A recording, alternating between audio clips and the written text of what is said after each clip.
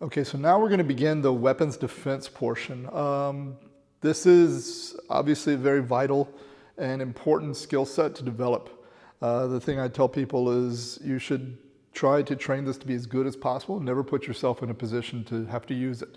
One of the counter arguments for weapon defense, people always go, you should just run. Well, yeah, of course you should always run. The saying that Greg Thompson used to always have is once a weapon is introduced into a conflict, the entire fight becomes about control of the weapon.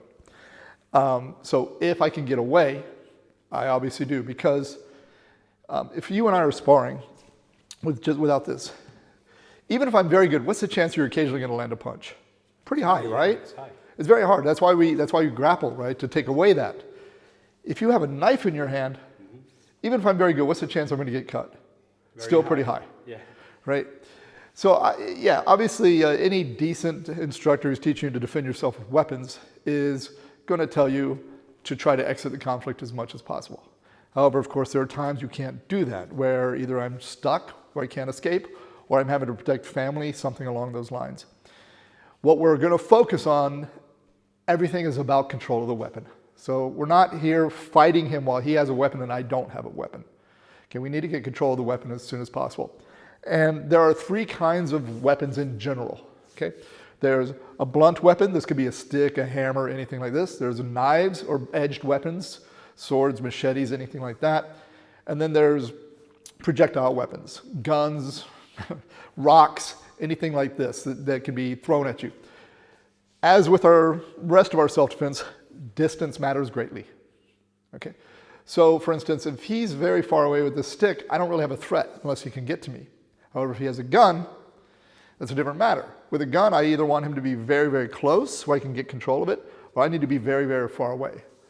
So there is no real self-defense, for instance, if he has a gun and he's standing 15 feet away from me, okay, except negotiation, right? Except using your verbal skills, which should always be your default skill set to use in the beginning of a conflict, certainly at the end of a conflict, and even in the middle, to try to de-escalate or take control of the narrative, right?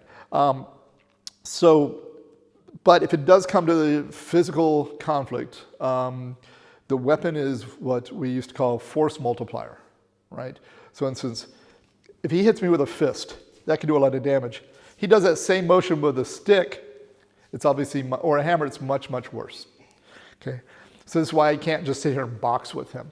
Okay, so we're going to focus on first starting with the blunt weapons. Now, one more thing about these weapons. With an edged weapon, my goal, let's say as a knife, is to get control of the hand, the arm, not control of the weapon. Okay. With a stick, I can either control the hand or the stick. With a gun, I need to control the gun. Okay, we may go through these intermediate steps, but my ultimate control point is eventually the gun. Okay, and you'll see that as we go through these weapon defenses.